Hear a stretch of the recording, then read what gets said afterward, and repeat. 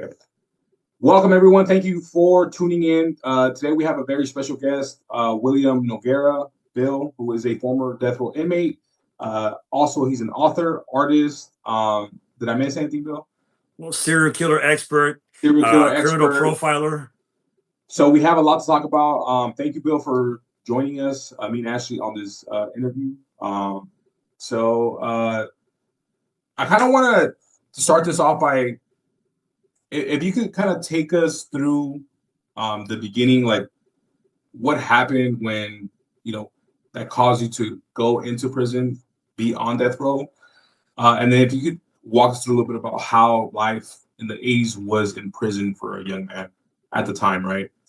Um, because it prison back then was a lot different. The politics were a lot different. The nature of being in prison was a lot different than what it is today. So if you kind of walk us through the beginning and then kind of share with us how life was in prison as a young man. Yeah. So thank you for having me on your show. So yeah, the circumstances with landing me in prison, they unfolded over a time period. I was a Southern California boy, a surfer. At the time, I was the reigning hot kilo middleweight champion. This is prior to MAA. I was doing prize fighting, and I was also, taking anabolic steroids. I was very young. I was 16 years old when I took the hot kilo middleweight championship, and at the time, I did what was called. They ended up calling it the Noguera Five.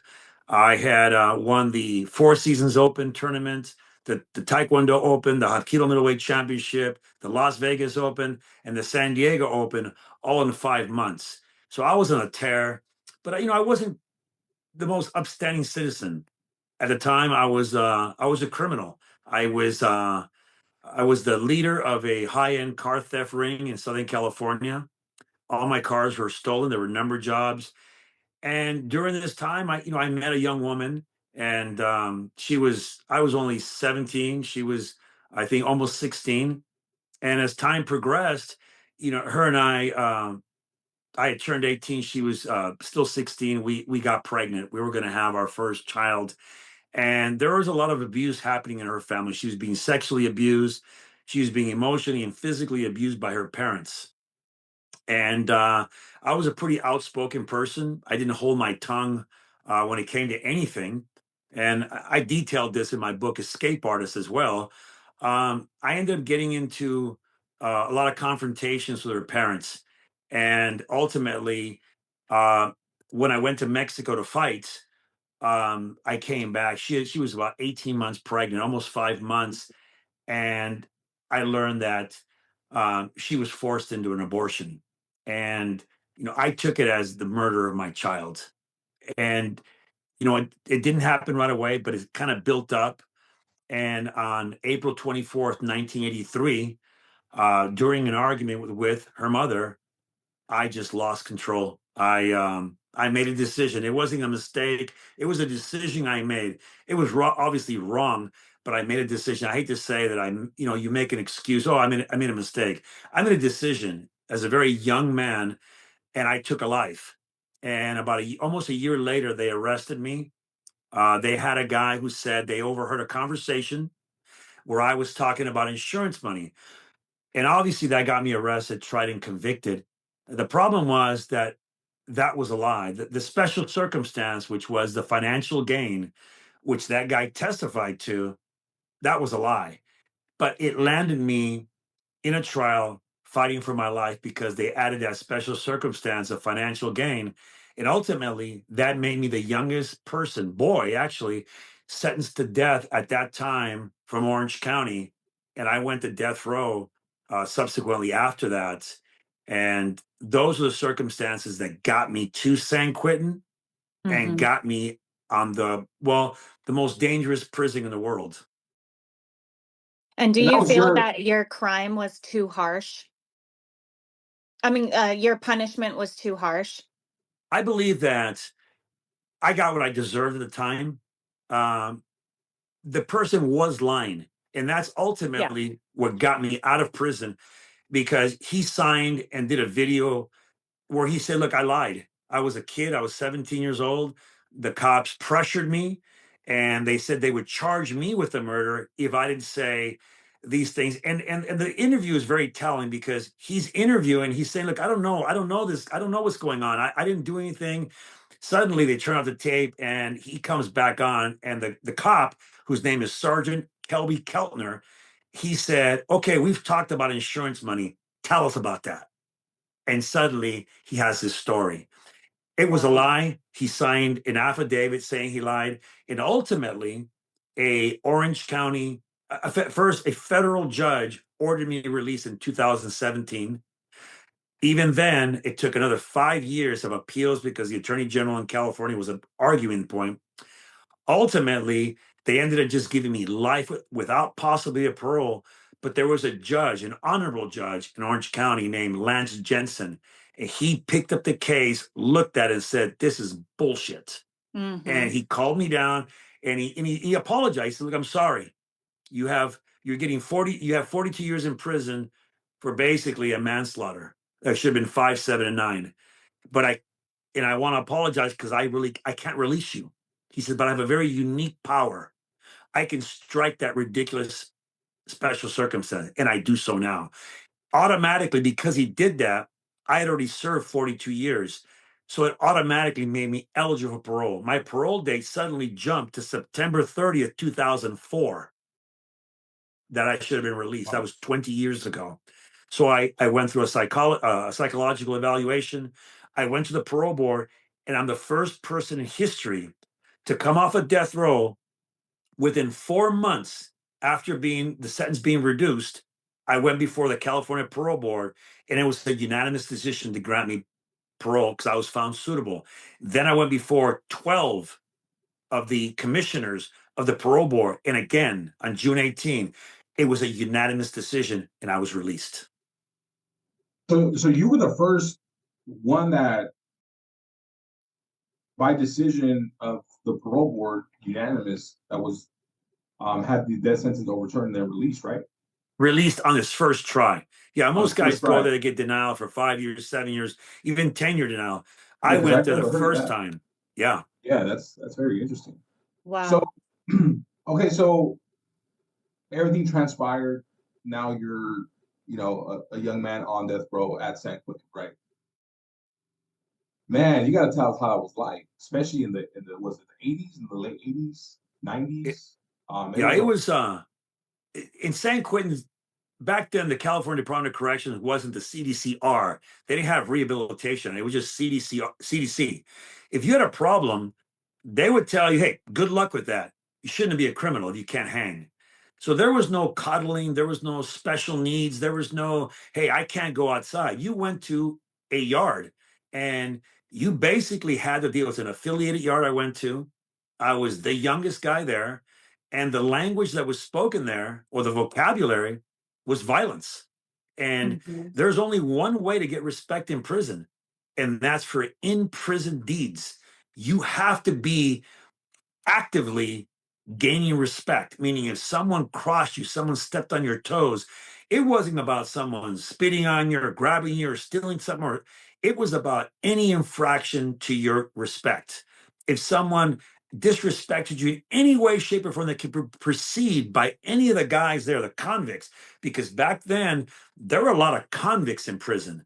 And if you didn't back your play up or you couldn't back yourself up, and defend your position, you're going to be in a cell very soon, not able to come out because they would kill you the next time you went out. So I very early on established myself as a person you have to respect.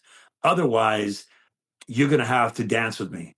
And that usually ended up being uh, a trip to the hospital. So there's no choice. And I'm going to be the first. I'm not an angel. I'm not an innocent guy. I'm not boohooing. I did what I had to survive because I just didn't want to survive in prison. I wanted to thrive in prison. And that's the difference between most mentality when you go to prison. I wanted to thrive, and I did so beautifully. Right. And you also had the tools to do so because you were so good at martial arts. I So was that a probably was a big help for you. I was an extremely violent individual, and Yeah. I don't believe that I was born there. My father kind of created the guy that I was. I was very good at what I did, and I enjoyed it. I enjoyed it even more because it gave me what I wanted, what was power. It's one of the positive factors. I saw abuse in my family. I felt powerless. I felt powerless to defend my child that was murdered. So when I get to prison, I have a character defect. And what is it? I need power. I don't have it. So I quickly learned to use that character defect as a tool to get what I wanted. And that was power. I needed people to respect me. I ran the iron pile for the Hispanic car. I was the guy that was there every day. And I say it all the time. I didn't go to yard once a week. I went every day. I was going to say, Officer Zuniga could tell you that I was the guy that went to yard every day, rain, shine, whatever. I was out there working out and doing my routine, and I demanded respect. So it was very violent every day on the yard at San Quentin, death row, because there's a difference between the yard on death row, which is a mainline yard, and the general population of San Quentin prison. There are completely different places. If you step into death row, you're stepping back in the 1970s. And it was like that to the year till I left. There's stabbings, there's assaults, there's gambling, there's extortion, there's loan sharking, there's everything that you look at and think about in a criminal underworld, it happens there. On top of everything else, there are serial killers everywhere. California is the #1 place in the world for serial killers, and they're all there. And you got there where a time, and you got there at a time when they were all alive, right? I mean, now a lot of them have passed, but you passed had away. Richard Ramirez, the Night Stalker. You had William Bonning, the Freeway Killer. You had Lawrence Bittaker, the Toolbox Killer. You had all the worst ones. Yeah, they were there. What's the name of the game show killer? One that Rodney Alcala, the dating game killer. I knew him. Okay. He was actually one of the first serial killers that I met. Very intelligent guy, 170 IQ. Extremely dangerous. When it came to women, he killed arguably close to 100 women. Wow. Yeah. Wow. Very dangerous guy. So you have all these elements, but one thing the audience should know is that serial killers normally didn't go to a normal yard, an affiliated yard, or a mainline yard, or general population yard like I went to. They were on a special yard, a protective custody yard, because in prison, serial killers are hunted. The convicts want to kill them because they give a bad name to criminals. They immediately make it a perversion. It's a sexual act. And convicts don't like rapists, child molesters, anybody who's touched a child in any abusive way. Those are big issues for convicts. But serial killers, since they sexualize everything, it's for gratification. That's a big problem. So if they go to a normal yard, they're immediately assaulted. And Richard Ramirez, if he could tell you that he went out to a normal yard and he got immediately booked. And that's how it was when you were there, right? Were the yards segregated? I'm sure they weren't, right? Or when I first got there, when I first got there, it was a big yard. It was in 6 sections. There was 1 yard for all the general population. And there was a mixture, Northern Mexican, Southern Mexican, Black, Crip, Blood, BGF, Aryan Brotherhood. We were all together. And there was always fireworks going off there. The serial killers were separated. They were on a different yard. Actually, one of them came out to the yard mistakenly in 1987, and someone picked up a 60-pound dumbbell and crushed his head with it. Wow. So that's the kind of response you were there. You know how violent it was. Yeah, it's different. It's definitely, well, I went at a time where it wasn't as, I mean, prison's still prison, right? But the stuff that you're alluding to, I mean, that kind of stuff happens, on a level 4 maximum security, which is, San Quentin now. Now it's a little bit more controlled with the segregation of the yards, right? Because you had one big yard. But now there's 7 yards divided by a chain link fence. And there are 7 yards. There's yard 1, which is an affiliated yard, which I was on for Southern Mexican and Crips. And then yard 2 was another affiliated yard it was Southern Mexican, and the 60s, the rolling 60s Crips and the Bloods. You at one time they got they got taken off the yard. And then yard 3 is Northern Mexican, Paisas, and Bloods. Yard 4 is a protective yard for serial killers, etc., child molesters.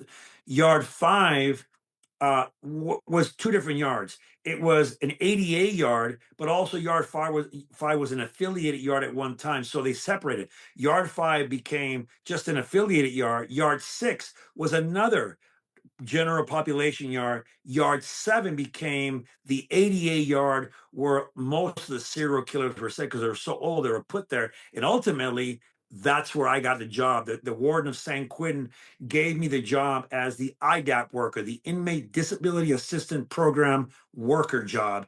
And I was there as basically a nurse to take care of the serial killers as well as the other inmates that were elderly on that yard. And I was trained in CPR, all the different CPR techniques, as well as the care of elderly, etc. So just for those of you that don't know, ADA means Americans with Disability Act. So a lot of them were on wheelchairs because they were older, right? So you were the workers, so you would help.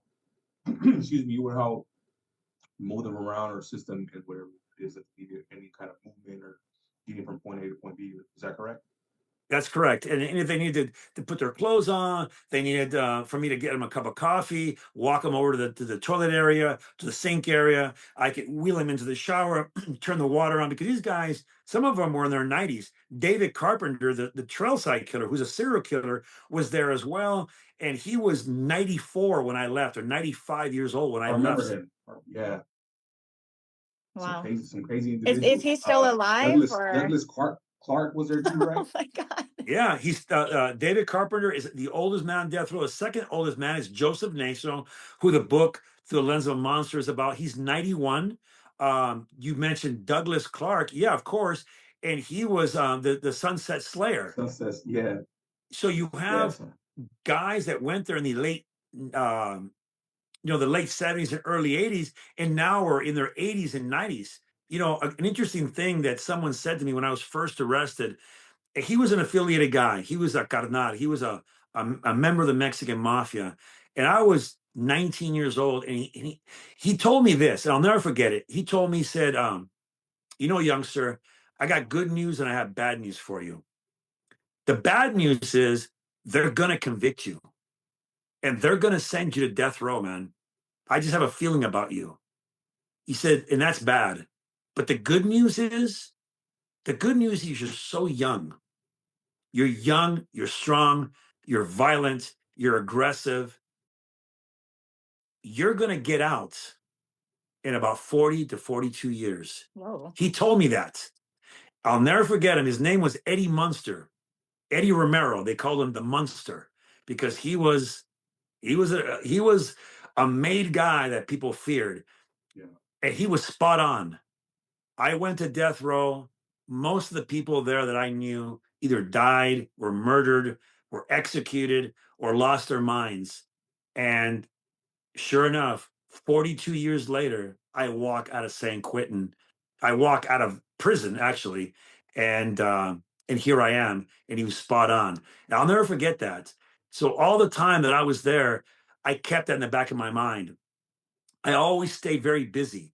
I had been studying serial killers for nearly 37 years. And I did so because it was important for me to understand the general makeup of the yard. I've always said that I'm intimate with all the habits of people in prison. That is the difference between living and dying in prison.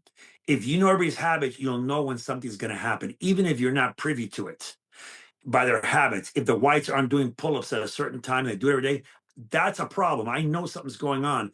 You look at what they have. Are they drinking coffee? In prison, a lot of guys drink coffee. If they haven't made coffee, something's up because they don't want to leave their cup there.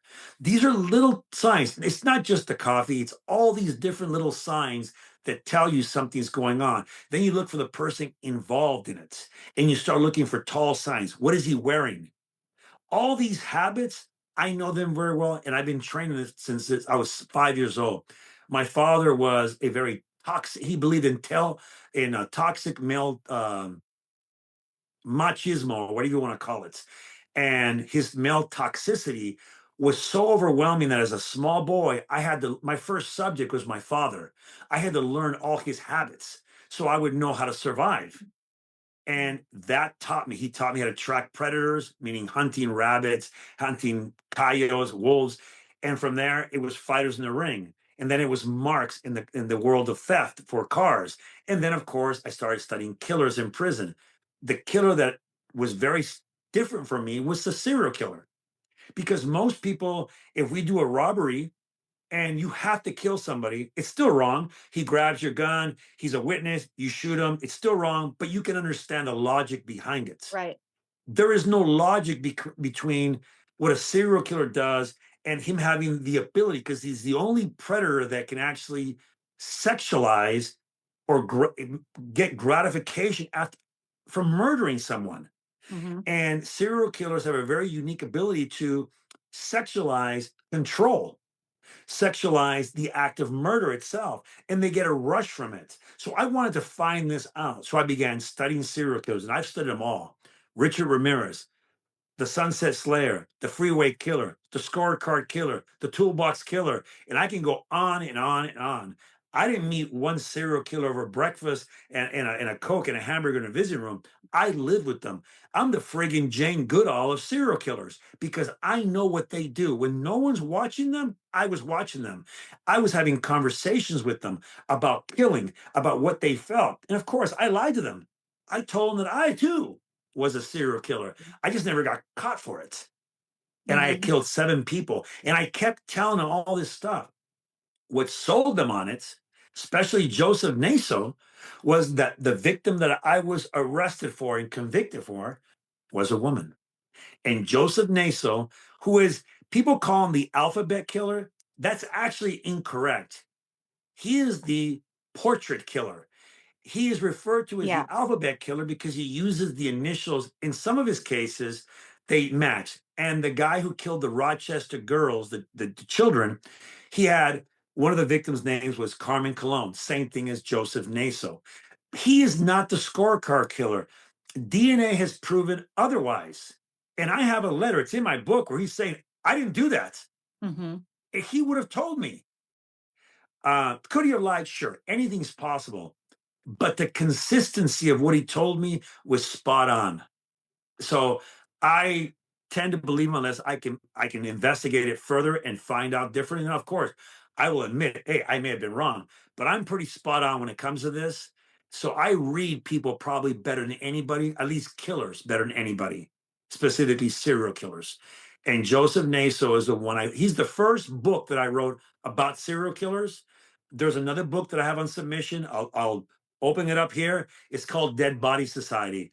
There was a fraternity of serial killers on death row, and they shared victims' photographs. They relived it. They shared power, and they would have these little congregations where they would share photographs of their victims, recordings, audio recordings of the women screaming.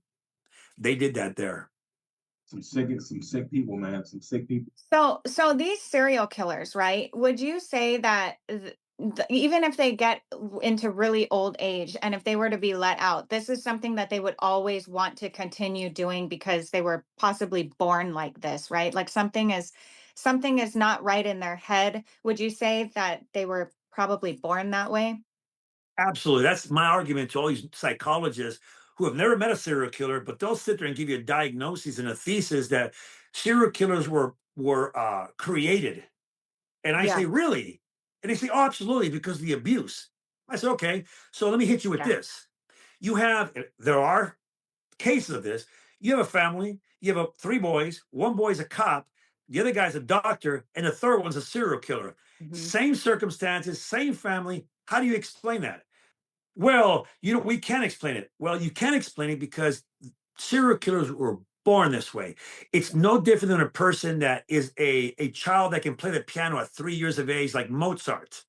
Okay? He was born a prodigy. Serial killers are very similar. They're born this way, and at a certain time of their age, they realize what they are.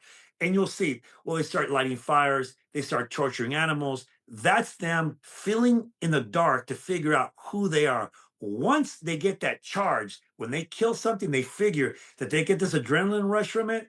Then they start graduating to bigger animals and then ultimately to human beings. And if they got out tomorrow, sure, they tend to stop killing. They normally don't get old like David Carpenter and Joseph Naso. They get caught, they end up in prison. They would continue to kill up to the age of 200 if their bodies would allow it. Right. And let me explain something to you. You know, you've heard of rapists who have been chemically castrated and they come out and they continue to rape. But it's a mental thing for them. They are not physically raping. It's the control. It's everything that they do is that they go through the motions because it's something in their head. So, and I have studied, I've written reports, I've written theses on them. I have 300 pages on probably every serial killer on death row, and they all share that same unique ability. You know, the Golden State Killer, D'Angelo, he was a cop, for God's sakes. And then he became the original Night Stalker.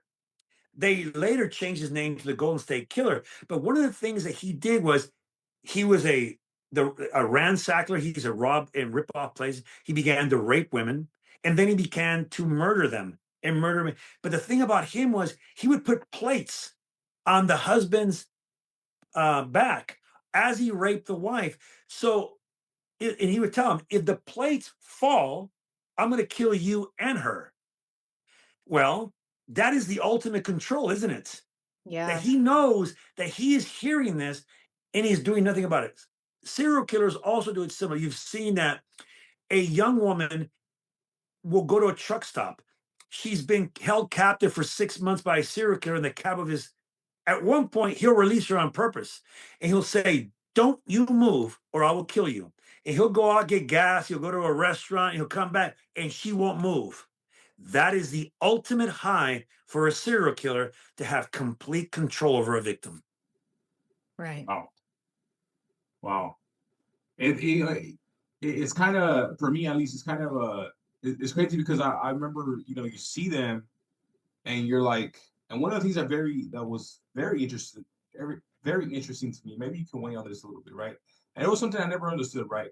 Visiting, right? Because I think I seen you a couple times in the death row visiting. You had some visitors, but then I would see these serial killers, and they would have young women, young beautiful women come and visit them, and they were like fascinated by these serial killers. So to me, it's something I never understood as to like why would um, a beautiful young woman be so infatuated with someone like that. So maybe you can kind of weigh in on that a little bit, as far as like what do they see, or what is it about that, about a serial killer, the nature of being one that attracts people like women. Well, yeah, and the perfect example of that is Richard Ramirez, and he was kind of created by the media. You know, he had rotten teeth, horrible hygiene, but when he went to court, that, you know, he put the glasses on, and the photographer obviously put a filter on the thing, and his cheekbones looked more accented, he looked skinny, looked almost androgynous in a way, and some women found that fascinating. That dude would get, you know, 200 pieces of mail every single day. There'd be duffel bags full of mail for him. And a lot of the women were very young, very beautiful. Well, then you look at the demographic look at true crime. And these are numbers that I've studied. And I know them because I know my audience. And 74% of the consumers of true crime, specifically serial killers, are women between the age of 22 and 58. Wow. And when you ask a woman this, their normal answer is, well, if I know the killer and I understand the killer's thinking, I'm less likely to be a victim. Bullshit. Okay? That's a crock of. Look, I want to know what fire feels like. I don't want to jump in a fireplace, right? Right. No. This is a fascination with a kind of quasi celebrity slash bad boy. And it's got the mystery of why these guys, I think they become intrigued by it. And well, Richard Ramirez, it was the way he looked. in these photographs for the New York, for the Los Angeles Times, and everything that was shared about him. And he had this kind of like, hey, he had a good saying for it. Hey, I'll see you in Disneyland. I knew that death was a part of this. He always had these little sayings, and it attracted a lot of. But you look at there's what 8 billion people or 9 billion people in the world. Back then it was probably 6 billion, and he attracted a few thousand. In terms of percentages, not so much. It wasn't that many women. But yeah, compared to other people in prison, yeah, he got a lot of and in death row, a lot of women came to see serial killers. Why that is, it was just a fascination. We'd probably be better out asking Ashley about that because Well, you I know, got a little bit to say about that. Yeah. So okay. I think a lot of these women have daddy issues. Okay. So very good to be good to your daughters. You know, if like it's important because these daddy issues can come out in women in all different sorts of ways. And I think that these women want to be like, okay, they killed this girl, this girl, this girl, but they're not going to kill me. They're actually going to accept me. And I think that that's what it is. I think it just sprouts from daddy issues and then the deep need to be accepted by somebody. And people Yeah. who didn't have a dad, they look towards dangerous men. They do. Yeah, and that makes a lot of sense because I can't tell you what a woman's thinking because I wasn't interviewing the women. I interviewed the serial killers after, like the toolbox killer, Lawrence Bittaker, one of the creepiest sons of guns Oh, that's ever that. lived. He tortured women with tools, he tore off pieces, he recorded it, and yet you have women, and I'm not even going to mention this person's name, but she got a television series. She always claims to be the the psychologist who knows more about Lawrence Bittaker than anybody. Well, she's wrong. I knew Lawrence Bittaker really well, but he would have her come in and he would actually get these women, and he was an old, creepy man, to do all these sexual things in the visiting room for him. And they Yeah, would do it. that's kind of what I was alluding to because I remember seeing him do the creepy old beautiful young lady comes in. First thing she does make out with him. I was like, Yeah. what? And I'm thinking He like, was what's wrong pretty with bad me? looking. Like I'm on this side. Right. And I think we're talking about the same guy. We're talking about Lawrence Bittaker, right? Yeah. And the girl was a blonde, right? That's Yeah. the girl that we won't mention her name, Yeah, but don't we're say I talking don't about even the know her same name, but yeah. person. Yeah, Yeah, I and remember. she'd be in those cages too at one point, so you can actually get blocked, and they're inside the cages, like a little booth that they're in, and suddenly she'd disappear, and I was like, oh hell no. But yeah, you're right. These women would go there and they get completely exploited by a guy who's a sexual predator, and they seem to think, oh, he was that way with other people. He's not going to be that way with me. That's a load of hell. That's just bull. Right. Yeah. So Joseph Naso is what your book Through the Lens of a Monster is about, right? And the Yes. series on true crime, um, Oxygen True Crime. Walk us through to how you guys met. I know you talked about a little bit how you guys met in the book, and then how you got him to just tell you everything. That's Yeah. one of the things Yeah, that that's one of just my blows my questions mind. too. Like Like, how how did you do it? right, like how did you get him to just say Trust you. because he got charged with what with the six murders.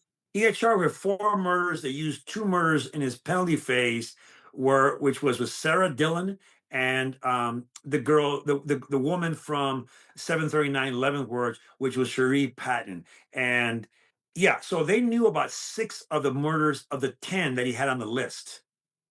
So quick question before we why is it that a lot of these serial killers were so prevalent in the 70s, right? Is around that time frame, like in the 70s, kind of with it, where they all kind of started doing all their dirty work, all these murders. Why is it like around that time that all this was kind of happening? Why was it so prevalent during that time period? Well, they call it the golden age of the serial killer. And it was the 70s, 80s, and part of the 90s. And that was because technology had not caught up to the gathering of forensic evidence. Gotcha. And the 90s, DNA became a thing where you could tell, and things changed. So it's not that they stopped. We have serial killers in the 50s, 60s, 70s, 80s, 90s. Even now we have them. One of the things that I'm talking about that people don't want to really accept yet, and they're going to at some point, they're going to say, man, that Mickey Ficky Noguera, I knew exactly what he was talking about. And it is that all predators evolve. And serial killers, because of technology, because of cell phones, cameras everywhere, unless they're a derelict, they understand that if you drive your car in the street, at least 4 or 5 cameras are going to pick up your license plate and everything else. So what do? Organized killers, organized serial killers who stalk their victims have just changed the field. And this is something that I've been talking about for a while now, that there is now what's I refer to as a ultimate serial killer or super serial killer. And this guy has evolved from the normal serial killer, and his unique feature is that he can control his impulse. He can control it completely, meaning unlike Richard Ramirez, who killed someone in 1984, a little girl in San Francisco, and no one knew about that for decades. And then suddenly he starts killing in 85. And as he kills, you see he kills once a week or once a month. Then he starts killing once a week. Then it's twice a week. Then it's twice a night. And he's chasing, he can't control the impulse. He's chasing that rush, that adrenaline, that dopamine that he's able to produce while he kills. This serial killer I'm talking about controls that. He doesn't need the limelight. He doesn't need newspaper articles. He doesn't need to be named. He's not like Richard Ramirez, below average in intelligence. There's a myth that serial killers are geniuses. I've only, in all the years that I've been around serial killers, and I am the person who's been around more serial killers than any expert on earth, period. No ifs, ands, buts about it. Find me one, and I'll gladly tell him, okay, yeah, he's got more. I'm the only one. And the only two that I've met that have an above average, where you could say, man, they have a genius IQ, is Rodney Akala, the dating game killer, and Randy Kraft, the scorecard killer. They're extremely intelligent. The other ones are controlled by their impulse. They're basically predators they have to hunt and stalk. That being said, the newest serial killer, the new breed of them, they're smarter. They study forensic, they study DNA. Everything that's online, they can study, so they know where not to step. The biggest blunder for a serial killer is that they leave a body that's found, because that body has trace DNA. It has things you can't see that a microscope will pick up on. That is what they know. So what they're doing now is they're not taking sex workers in San Francisco or LA. There are new frontiers that they're attacking, and that is reservations, indigenous people, people in rural areas. They're taking them. They have a killing place where they kill them, a place where they torture, and a place where they leave the bodies where it's not going to be discovered. And they're basically returning there and reliving their crimes, because serial killers have the unique ability to relive their crime. It's their monumental moments, and they can relive it. On death row, I talk about the fraternity that exists there. Dead Body Society. That's the name that William Bonning and Lawrence Bittaker called their society of serial killers. And what I learned was that they can relive their crimes by sharing photographs. We've seen it. William Bonning had several crime partners. They were submissive to him. That doesn't mean they were submissive in the way we did. They were just, there was a dominant and there was a submissive one. The other one just wasn't as dominant. And William Bonning realized very early on that he could share the power of murder. He shared it with the Toolbox Killer, which is Lawrence Bittaker. He also had a crime partner, and they also met in prison. So you have a serial killer that has learned the Dead Body Society, and now you have several on the street that are actually killing now, and no one is finding the bodies, because in the United States, more than 600,000 people go missing every year. And those stats, you can look them up. Of those 600,000 people, only those who are found murdered, you can say, well, they were murdered. Otherwise, they're just missing people. That is something the serial killer now is depending on. Wow. Interesting. interesting how they're operating now in like today's time. So Joe Naso, right? Uh, Walk us through like how your first encounter, and then how, as the years went on, how he confided in you to tell you pretty much everything that nobody knew up to the point where until he told you, right? Yeah, it's an Uh, interesting story. Well, obviously, I was on the 80 yard. I was working there as an IDAP worker when I first meet him. I knew he was coming because in Marin County, his trial was a very public trial in Marin County, and all the newspaper coverage. So I knew he was coming. When he got there, he immediately, soon after I got there, said, "Hey, everybody knows who you are. You're a famous artist, and hey, I'd like to show you my art." Very soon after I met him, I realized that I could isolate him. I could isolate him psychologically because he had a mouth on him. He would talk in a very condescending tone to everybody, and that got him in trouble. So he began to share his photographs. And very soon on, he gave me a photograph with a collage of victims, which is in the book, and he signed it to Bill N. from me and a few of my friends. When he started doing those things and I started sharing my art with him, which at one point, I do abstract work now, but I was doing hyper realistic work. He said that my eyes were lenses and my mind was a camera because I drew these images. And you could probably put them on the podcast, get the images. I can send them to you so you can look at. They actually look like photographs. He got very intrigued by that and he began to share. About 6 months after that, he got himself in a real tizzy. He got into real trouble. We had already been talking and sharing about art. It really wasn't until I saved him, because he asked for my protection, that he began to really trust me. He had gotten into a tizzy with a guy in the yard. As you know, sometimes guys go to those yards who are not really ADA guys, but they say they can't hear anything, and they right. go there because they're running from something else. This guy was a gang member, and Joseph Naso bumped into him and basically told him, "Watch out where you're going." The guy didn't hesitate. He immediately grabbed Naso around the throat. Remember, Naso then is in his late 80s or in his mid 80s. He picks him up by the throat and chokes him till he's unconscious and leaves him on the ground. Huh. I was that day, it was a Saturday or Sunday. I was on my yard because I'm the only guy on death row that went to multiple yards. As the ADA worker, I could go to multiple yards.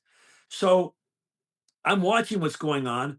That Monday, when I go back to work, he says, "Can I talk to you?" I said, "Yeah, what's going on?" He said, "We're friends, right? We're friends." I said, "Yeah, yeah, Joe, we're friends." And friends help each other. I knew what he was coming to. I already knew what was happening. He says, "You know that guy right there?" I said, "Yeah, Rockhead." He choked me. I said, "Well, why did I don't know why he did it."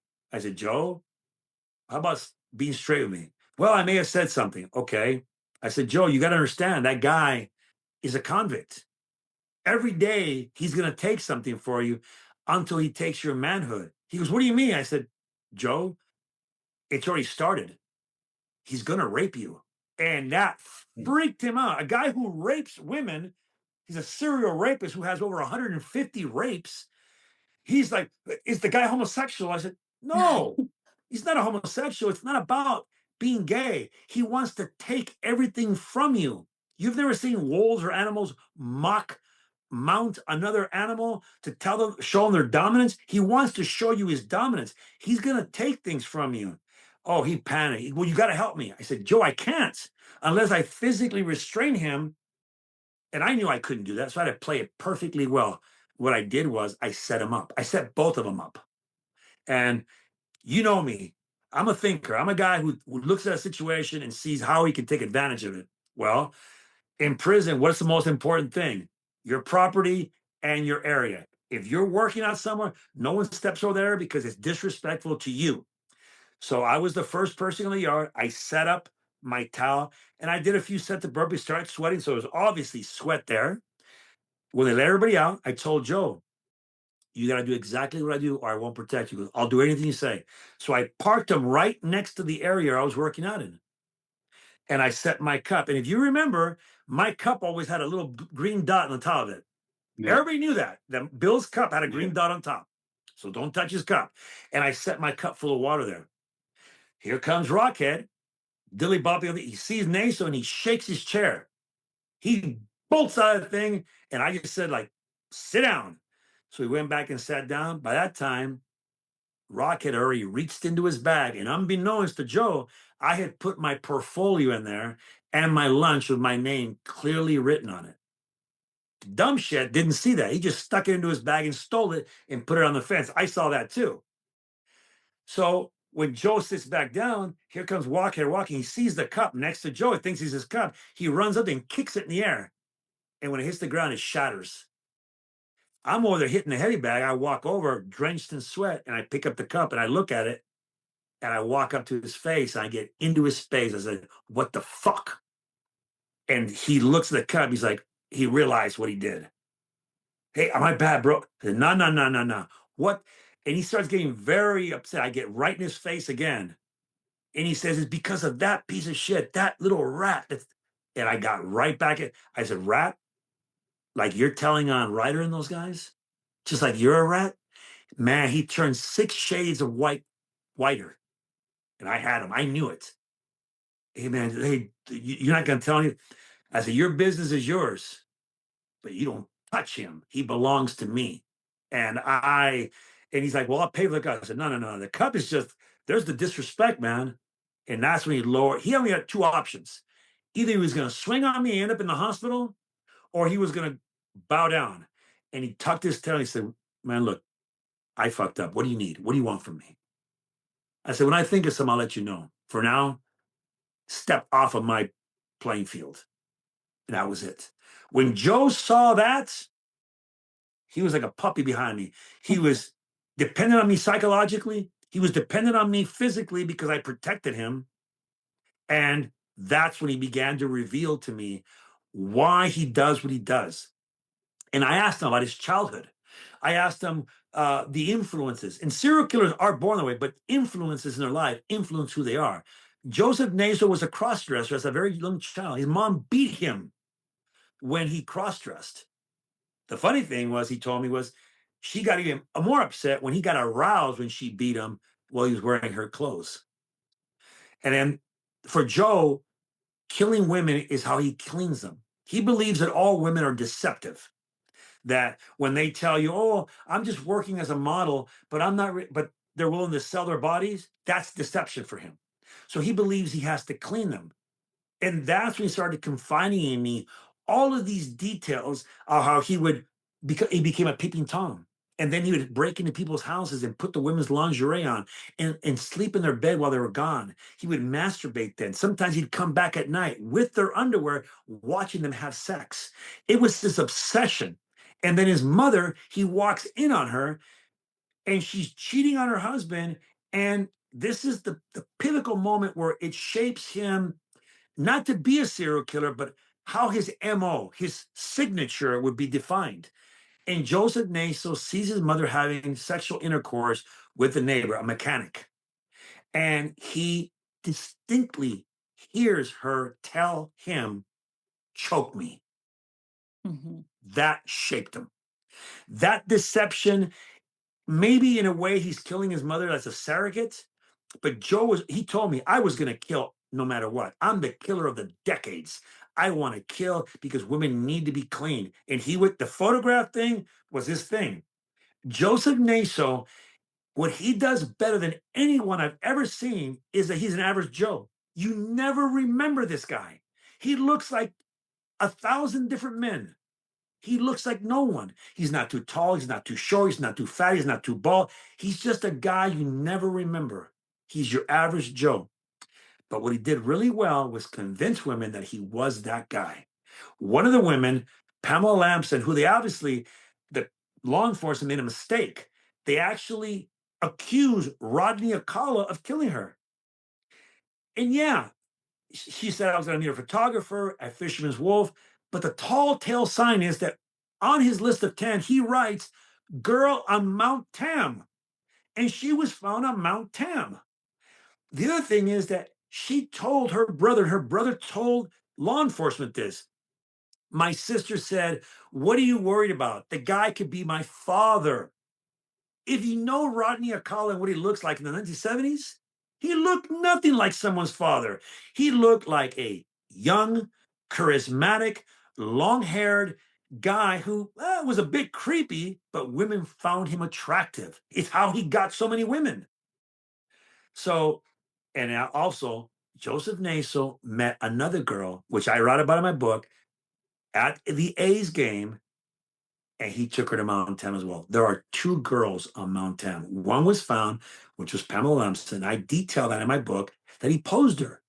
And Joe had a thing about posing women because of things that he felt that they did. He posed her because she kept talking about being an entertainer, of being a celebrity.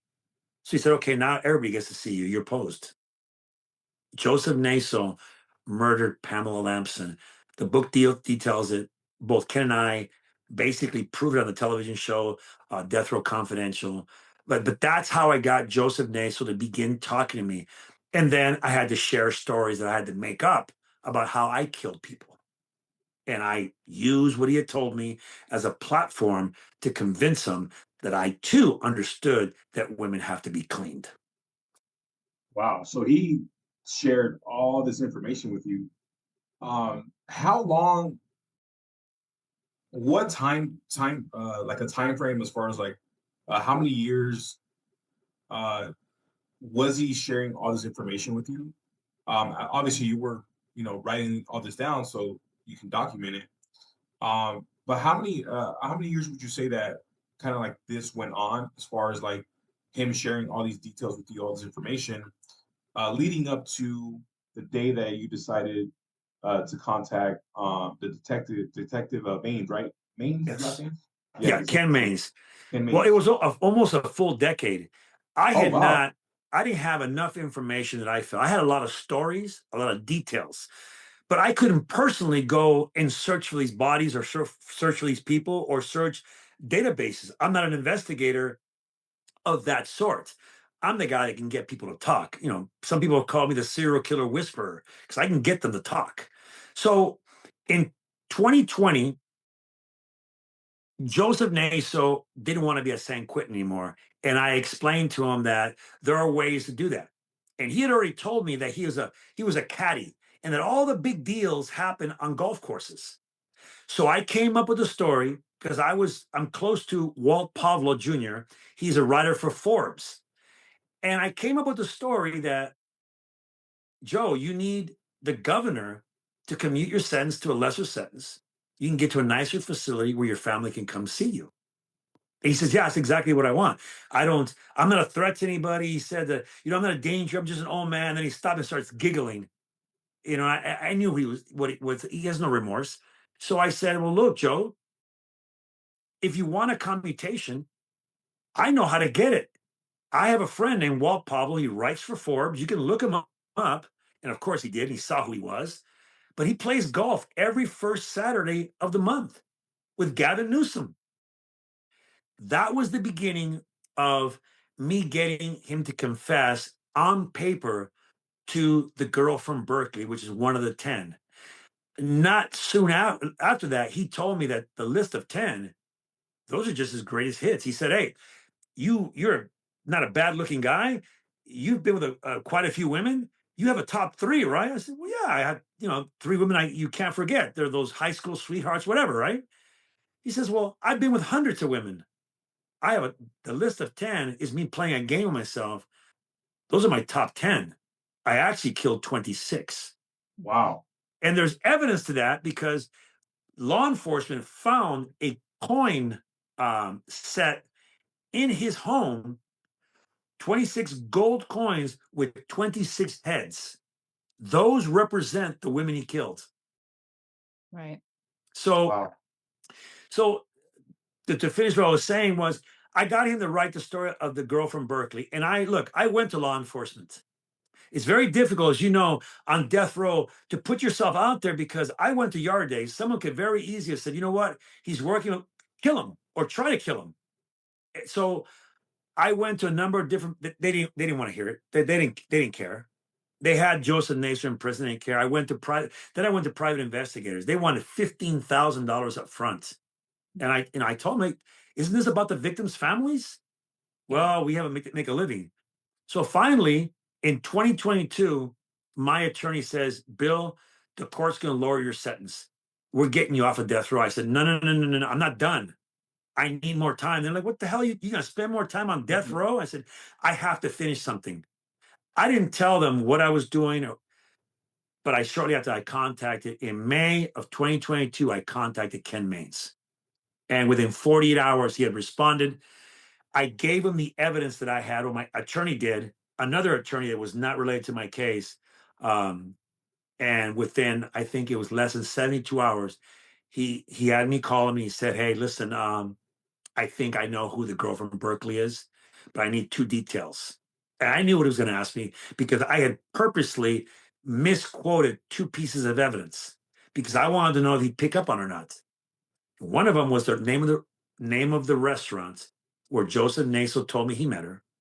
And I also changed the detail of the date. And I said, okay, just don't tell me what they are. Tell me what they are. And he said, well, it's the date and the restaurant. I said, yeah, you're absolutely right. Here's the restaurant and here's the date. He said, shit, spot on. Her name is Ruth Connis. She rode a bicycle to that restaurant on Telegraph Road in Berkeley, left the bike there and disappeared. Everything matched. So Detective Ken did this for you pro bono. Pro bono. He is a man of integrity. He is a man who believes in helping victims' families. And that's why him and I now have partnered up and we're doing another television series called The Cop and the Convict, because rest assured, his heart is in the right place and it's in victims' families and the victims. I was able to gather that from watching the episodes, and I felt like that he's a very good man.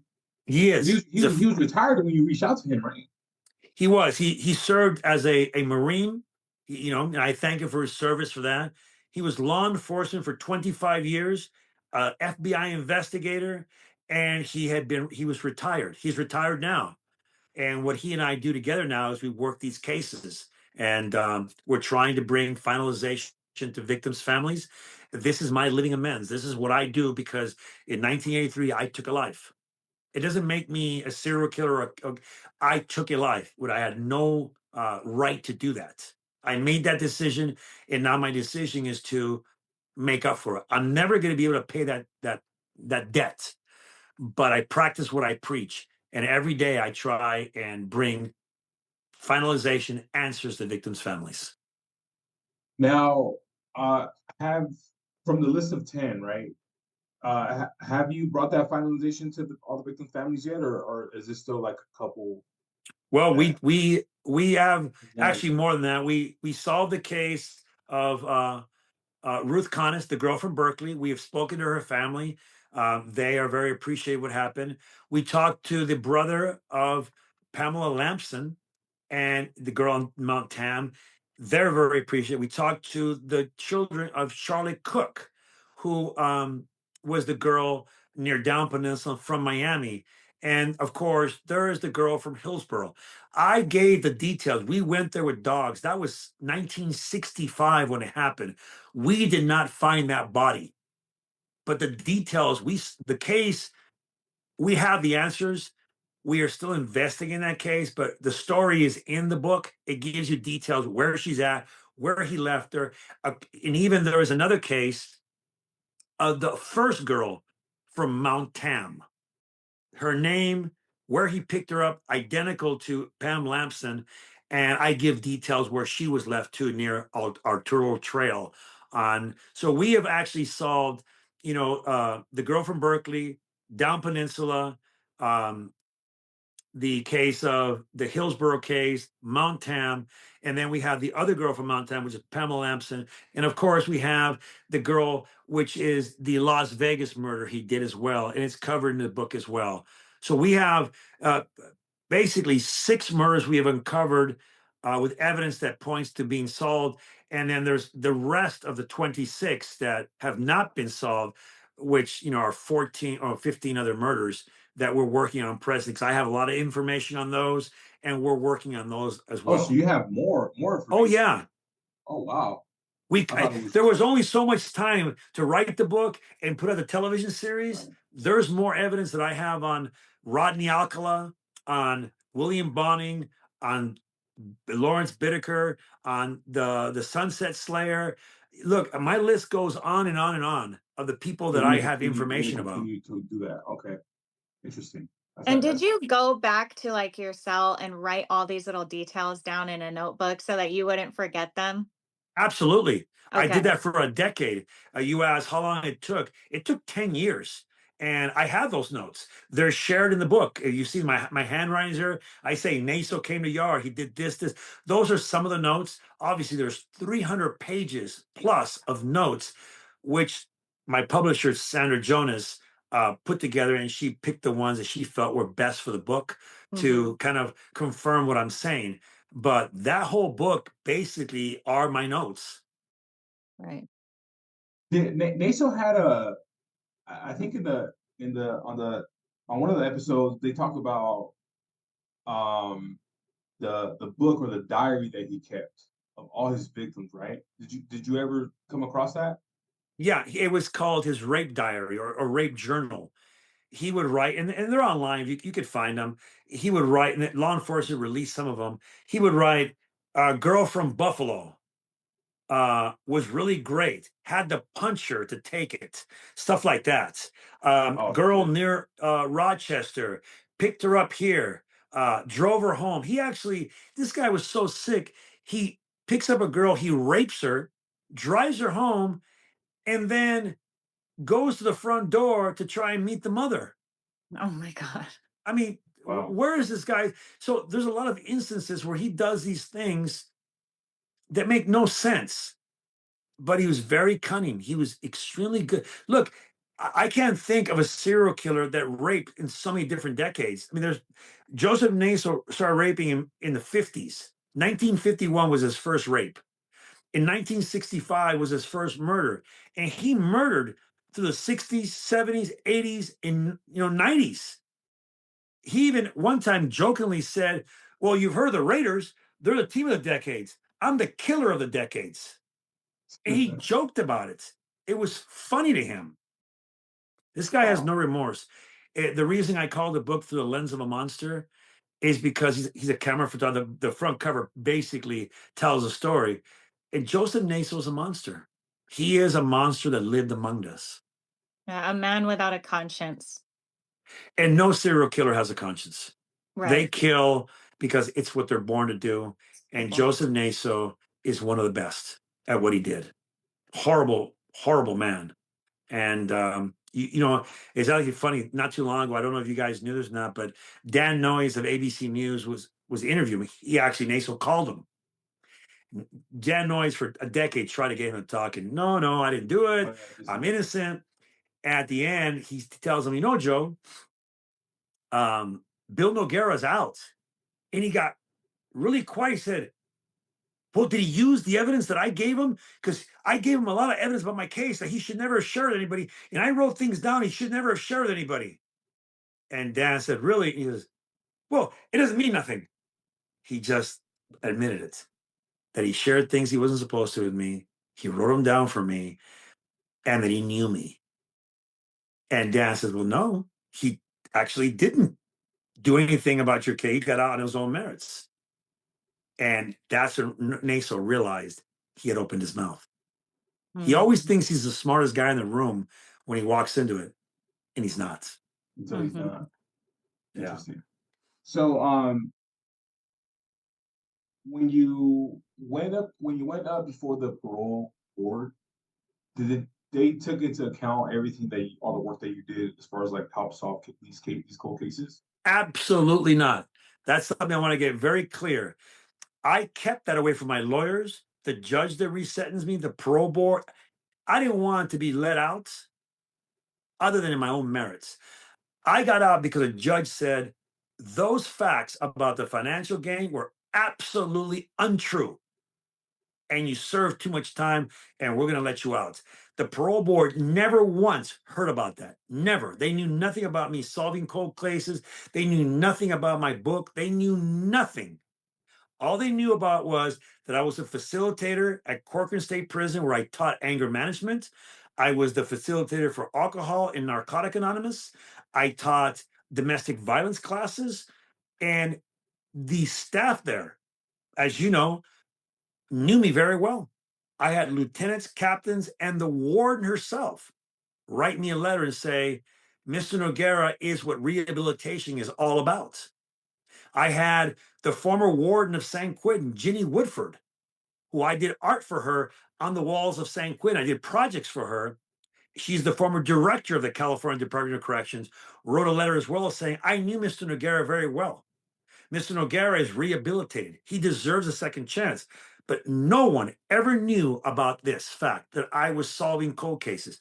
The only person that knew was Ken Maines, Dick Wolf from NBC, Jason Wolf, and Patrick DeLuca of Fireside Pictures, who were working with me because they wanted to document as these victims' families were told the truth about their daughters. But no one knew. I am out of prison today because I deserve to be released, because that kid lied about me and put that financial gain special circumstance, which gave me a first-degree murder and gave me the special circumstance that landed me on death row. I never should have been there. So, yeah. Okay. Well, you know what? It all happened for a reason. Yeah, it all worked out. Yeah. And you know what? I don't second guess it. I'm not bitter about it. I lived my life, I think, in a full manner when I was on death row. I was athletic. I worked out. I wrote. I became an author, a speaker. I became an artist. And now I'm a cold case specialist. I am a serial killer expert. I've evolved over time.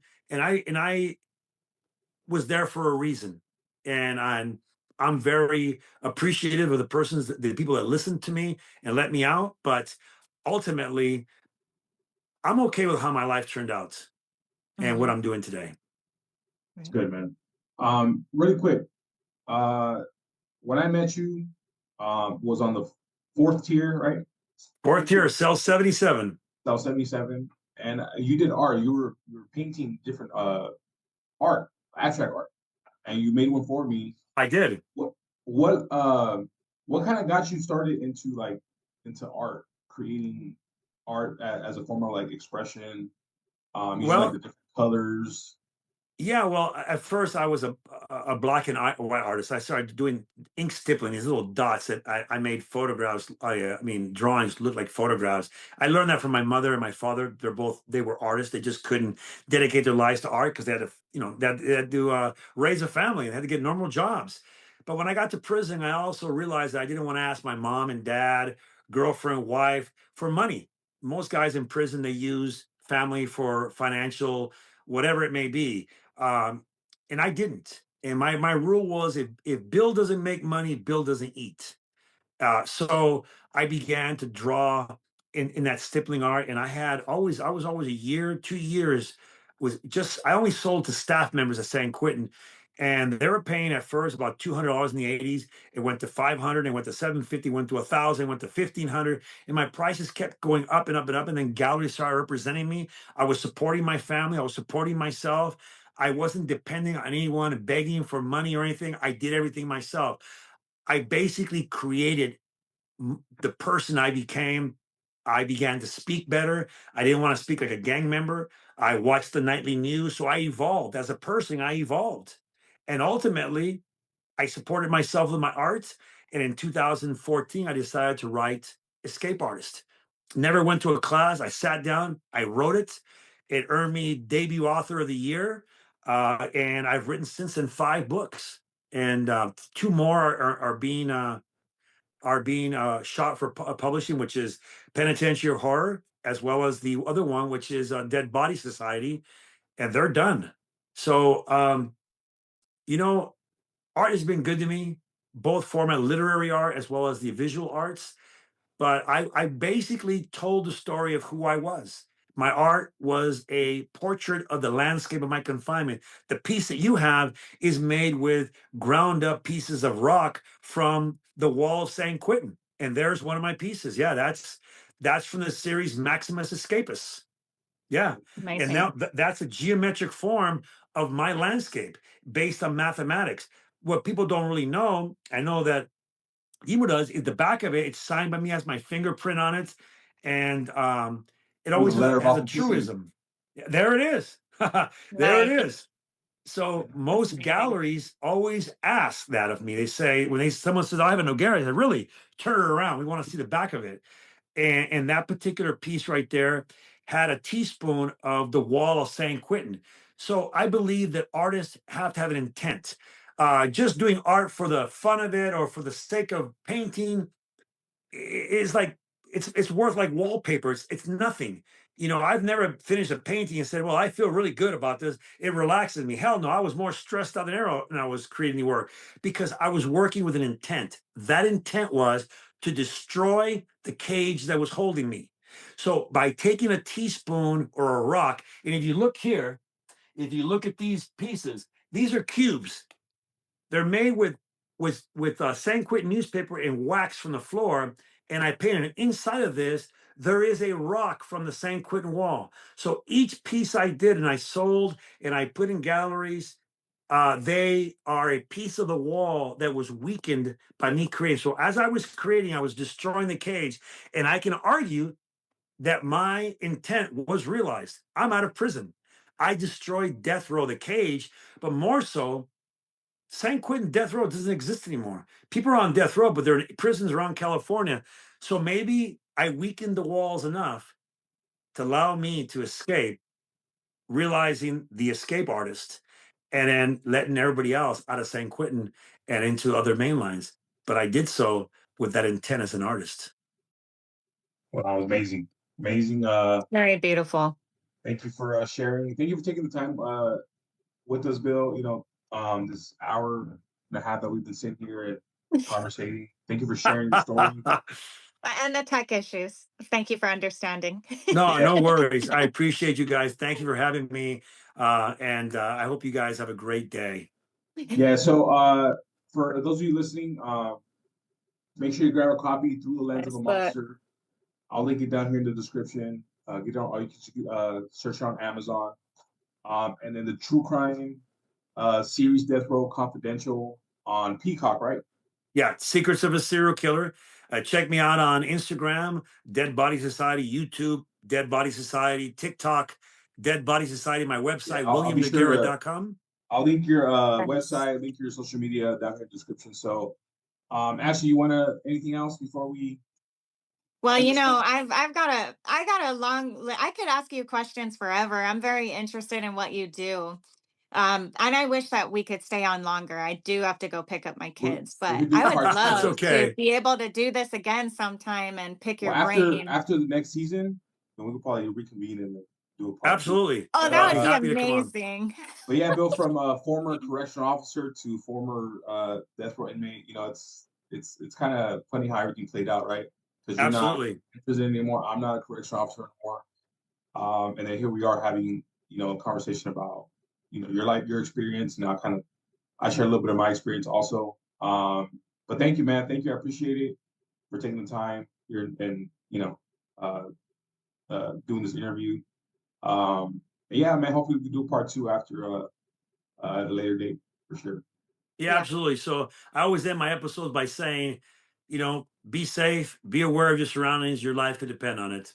I'll see you next time. See you next All right. Thank you, Bill. Appreciate it. Hey, thank you. You guys, nice meeting you, Ashley. Nice meeting you. Yes. All right, Timo. Thank you so much, bro. And we gotta get together and have lunch, man. You guys need to go have